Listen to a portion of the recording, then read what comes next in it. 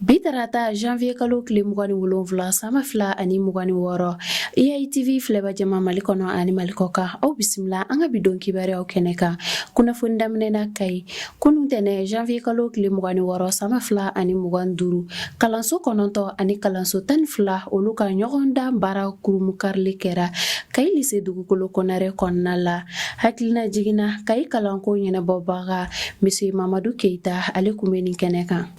Alisa an bɛ to Kayi jɛkulu min ka baara ɲɛsinen don taji doni gɛlɛya ko ɲɛnabɔli ma u ye ɲɔgɔn ye kɛ kunun tɛnɛ janvier kalo tile 26 sanba fila ani 26 gouverneur ɲɔgɔn ye so kura kɔnɔ nin sigi ɲɛmaya kun bɛ Kayi marabolo ɲɛma ale bolo hakilina jiginna douane ɲɛma y'a yira k'a fɔ a ka kuma kɔnɔna la taji min bɛ ka don o bɛ labɔli kɛ nka o n'a ta bɛɛ tajiko gɛlɛya bɛ marabolo fan dɔw la.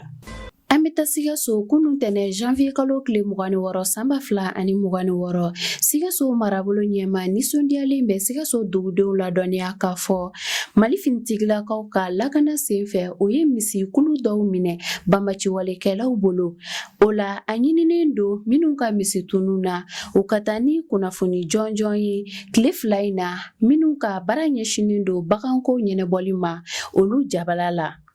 Kunnafoni kuncɛla Burkina Faso Burkina minisiri ɲɛma Erimtalba Jean-Emmanuel Ouedraogo ye foroba mobili 375 di cakɛda min ka baara ɲɛsinen don maaw ka tani ka segin kow ɲɛnabɔli ma Sotrako kunun tarata janvier kalo tile 26 sanba fila ani 26 Wagadugu.